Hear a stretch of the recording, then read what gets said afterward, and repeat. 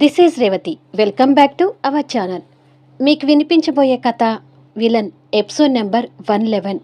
కథను రచించిన వారు నక్షత్ర గారు. తన పర్మిషన్తో ఈ కథను మీకు అందిస్తున్నాను. ఇక కథలోకి వెళ్దాము.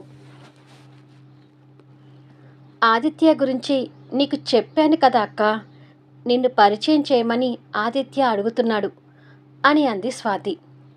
ఫోన్లో అది వినగానే సంజు గుండెల్లో బాంబ్ పేలినట్టుగా అనిపిస్తుంటుంది. అంతలో యశ్వంత్ అక్కడికి వచ్చి తన ఫేస్ ఎక్స్ప్రెషన్స్ చూసి ఏమైంది అన్నట్టుగా సైగ చేశాడు. దాంతో సంజు ఫోన్ స్పీకర్ ఆన్ చేసింది. అందుకే రేపు ఆదిత్యని నీకు పరిచయం చేద్దామని ఆదిత్యని తీసుకొని మన ఇంటికి వద్దాం అనుకుంటున్నాను అక్క. నువ్వు ఇంట్లో రెడీగా ఉంటావు కదా అని అడిగింది స్వాతి. తన మాటలకి సంజుతో పాటు యశ్వంత్ కూడా కొంచెం కంగారు పడుతుంటాడు. సంజుకి ఏం చెప్పాలో తెలియడం లేదు. హలో అక్క, లైన్లో ఉన్నావా? మాట్లాడవేంటి అంది స్వాతి. హా స్వాతి, లైన్లోనే ఉన్నానమ్మా. ఇప్పుడు అంత అర్జెంటుగా ఆదిత్యని మన ఇంటికి తీసుకురావడం ఎందుకు అని సంజు తడబడుతూనే అడిగింది. అంటే అక్క, నువ్వు ఆదిత్యకి పరిచయం అయితే ఆదిత్య నిన్ను వాళ్ళ అన్నయ్యకి పరిచయం చేయాలని చూస్తున్నాడు.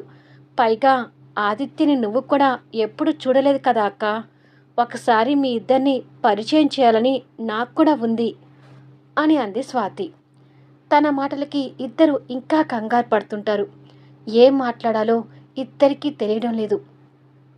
కొన్ని క్షణాల తర్వాత సంజు అప్పటికప్పుడు మాటలు అల్లిస్తూ, అది స్వాతి, రేపు నా స్నేహితురాలి ఇంట్లో ఫంక్షన్ ఉండి ఊరికి వెళ్ళాల్సి వస్తుంది. సో నేను రేపు ఇంట్లో ఉండటం లేదు అని అంది తడబడుతూనే. అయ్యో, ఆదిత్య నీకు పరిచయం చేద్దామని ఈగర్గా వెయిట్ చేస్తున్నాను అక్క అని అంది స్వాతి నిరాశ చెందుతూ. అది స్వాతి, నేను వెళ్ళక తప్పదమ్మా. మళ్ళీ ఎప్పుడైనా అవకాశం ఉన్నప్పుడు చూద్దాంలే అని అంది. సరే అక్క, కుదరినప్పుడు ఏం చేస్తాంలే. ఆదిత్యకి మరొకసారి వెళ్దామని చెప్తానులే. ఇక ఉంటాను అని చెప్పి స్వాతి ఫోన్ పెట్టేసింది. ఫోన్ పెట్టేశాక కూడా సంజు ఇంకా కంగారు పడుతూ, స్వాతి ముందు నేను ఎలా ఆదిత్య ఎదుట పడగలుగుతాను యశ్వంత్ అని అడిగింది. ఇప్పుడైతే ఏదో ఒకటి చెప్పి తప్పించుకున్నావు కదా. ఈలోపు ఆదిత్యతో నేను కూడా ఏదో ఒక రకంగా మాట్లాడి నిన్ను కలవాలనే ఆదిత్య నిర్ణయాన్ని కాస్త మారుస్తానులే, వర్రీ అవ్వకు అన్నాడు. ఆదిత్యతో నువ్వు ఎలా మాట్లాడతావో తెలియదు, కానీ స్వాతి దగ్గర నుంచి ఇంకొకసారి ఇలాంటి ఫోన్ రాకుండా చూడు ప్లీజ్ అని అంది కంగారు పడుతూనే. నేను చూసుకుంటానులే సంజు, నువ్వు వర్రీ అవ్వద్దని చెప్పాను కదా. ఇప్పటికే టైం 9 దాటింది, ఇక పడుకో అన్నాడు యశ్వంత్. సరే అని చెప్పి సంజు పడుకుంటే యశ్వంత్ కూడా లైట్ ఆఫ్ చేసి బెడ్ లైట్ ఆన్ చేసి తన పక్కన పడుకున్నాడు. సంజు ఇంకా అదే కంగారులో ఉంటే యశ్వంత్ లాలనగా తన చెక్కిల మీద చేపెట్టి, టెన్షన్ వద్దని చెప్పాను కదా, ఇక ఆలోచన వదిలేసి ప్రశాంతంగా పడుకో అన్నాడు. సరే అని అంది. ఇద్దరు నిద్రపోయేటప్పటికి టైం 11 అవుతుంటుంది. ఆ టైంలో ఇంకా దివ్య, అభి ఫోన్లో మాట్లాడుకుంటూ ఉన్నారు. అభి పడుకొని ఆ కాల్ మాట్లాడుతూ, ఒకసారి నాతో ఫోన్లో మాట్లాడుతూ మీ అన్నయ్యకి పట్టుబడినా కూడా ఇంకా ఏ ధైర్యంతో ఇంతసేపు మాట్లాడుతున్నావు? మీ అన్నయ్య చూస్తే మళ్ళీ నిన్ను తిడతాడు. ఇక ఫోన్ పెట్టేసి పడుకో అన్నాడు అభి. మా అన్నయ్యని తలుచుకుంటే నీకు భయం కలుగుతుంది కదా అని అడిగింది దివ్య. నేను మీ అన్నయ్యకి భయపడటమేంటి? నెవ్వర్ అన్నాడు రోషన్తో. ఫోన్లో ఎన్ని ప్రగల్భాలని పలుకుతావు, కానీ మా అన్నయ్య ఎదుట పట్టానికి భయపడతావులే అని అంది దివ్య. నన్ను రెచ్చగొడుతున్నావు దివ్య, నేను అసలే మామూలుని కాదు అన్నాడు అభి. నువ్వు ఎంతైనా మా అన్నయ్య అంత ధైర్యవంతుడి కాదులే అభి, నిజంగానే నువ్వు పిరికివాడివి అని అంది. బెడ్షీట్ కప్పుకొని పడుకున్నవాడల్లా తన మాటలకు లేచి కూర్చొని, ఇప్పుడు నీ ఇంటికి వచ్చి నీ రూమ్లోకి చేరుకుంటే నేను ధైర్యవంతుని అని నమ్ముతావా అని అడిగాడు అభి. ఇదే ప్రగల్భాలంటే అంది దివ్య నిర్లక్ష్యంగా నవ్వుతూ. అయితే కాస్కో, కరెక్ట్గా ఇంకొక 30 నిమిషాల్లో నేను నీ రూమ్లో ఉంటాను అని అన్నాడు. ఏంటి ఈ టైంలో? అది మా అన్నయ్య ఉండగా మా ఇంట్లోకి, అది కూడా నా రూమ్లోకి వస్తావా? కోతల ఆపు అభి అని అంది దివ్య నవ్వుతూ. ఇక అంతే, ఫోన్ కట్ చేసి మీద ఉన్న బెడ్షీట్ పక్కకు వేసి బెడ్ దిగాడు.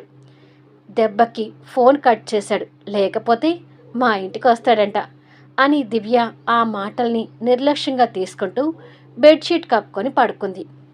ఇక్కడ అభి కార్ డ్రైవ్ చేస్తూ వస్తూ, నావి కోతలు అన్నావు కదా, ఇప్పుడు నేనేంటో చూపిస్తాను అని అనుకొని వెళ్తున్నాడు. కాసేపటికి ఆ బంగ్లాకి కొంచెం దూరంలో కార్ ఆపి స్ట్రీట్ లైట్ వెలుతురులో దివ్య రూమ్ వైపు చూస్తున్నాడు. దివ్య అప్పటికి నిద్రపోతుంటుంది. యశ్వంత్, సంచన కూడా నిద్రలో ఉన్నారు. అభి మెయిన్ గేట్ వైపు చూసేసరికి అక్కడ సెక్యూరిటీ కాపలాగా కనిపిస్తున్నాడు. ఎలా వెళ్ళాలి అని ఆలోచిస్తూ దివ్య రూమ్ వైపు చూశాడు. పైన ఉన్న తన రూమ్కి సూటిగా వచ్చి అక్కడ ఉన్న ప్రహరీ గోడని కష్టంగా ఎక్కి అవతలకు దూకి ఆ బంగ్లా ఆవరణలోకి చొరబడ్డాడు. దివ్య రూమ్కి ఉన్న పైప్స్ పట్టుకొని పైకి ఎక్కుతుంటాడు. అలా మధ్య మధ్యలో విండోస్ కూడా సపోర్ట్ చేసుకుంటూ చాలా చాలా కష్టపడి దివ్య రూమ్ విండో దగ్గరికి వచ్చాడు. విండోలో నుంచి రూమ్లోకి తొంగి చూసేసరికి బెడ్ లైటింగ్లో దివ్య నిద్రపోతూ కనిపిస్తుంది. నిదానంగా విండోకి ఉన్న గ్లాస్ డోర్స్ని జరుపుకొని రూములోకి చొరబడ్డాడు. నిద్రపోతున్న తనను చూసి బట్టలన్నీ చూసుకునేసరికి అంతా మట్టిమయం అయిపోయాయి. ఆ బట్టలు దులుపుకొని దివ్య బెడ్ దగ్గరికి వచ్చి నిద్రపోతున్న తనని చూస్తూ బెడ్ మీద కూర్చున్నాడు. తన మొహానికి దగ్గరగా వచ్చి దివ్య అని పిలిచాడు. నిద్రలో ఉన్న దివ్యకి ఆ పిలుపు మైండ్కి ఎక్కలేదు. తన చెంప మీద సున్నితంగా చేయి పెట్టి దివ్య అని మళ్ళీ పిలిచాడు. దివ్య ఆ నిద్రలోనే కళ్ళు తెరిచి ఎదురుగా ఉన్న అభిని చూసి పెద్ద కళ్ళతో షాక్ అవుతూ గట్టిగా అరవబోతుంటే వెంటనే తన నోరు మూశాడు. దాంతో తన షాక్ని తన కళ్ళతో చూపిస్తూ ఉండిపోతుంది. తన కళ్ళల్లో బెదురు కనిపిస్తుంటే అరవకు, సైలెంట్గా ఉండు అని చెప్పి అభి తన నోటి మీద నిదానంగా చేయి తీశాడు. మరుక్షణమే దివ్య గబుక్కున లేచి కూర్చొని, నువ్వు నా రూమ్లో ఏంటి అభి అని అడిగింది. నువ్వే కదా నన్ను పిరికివాణ్ణని రెచ్చగొట్టింది, అందుకే ఏకంగా నీ రూమ్లోకి వచ్చేశాను అన్నాడు అస్కీగా తన బుగ్గ నొక్కుతూ. వామ్మో, ఏంటి నీకు ఈ ధైర్యం అని అడిగింది. అది నీతో ఇలా అనిపించుకోవడం కోసమే కష్టపడి వచ్చాను అన్నాడు నవ్వుతూ. అసలు ఎలా వచ్చావు అని అడిగింది భయపడుతూ. మీ అన్నయ్య నన్ను పూలతో స్వాగతించి నన్ను నీ రూమ్లోకి పంపించాడులే అన్నాడు వెటకారంగా.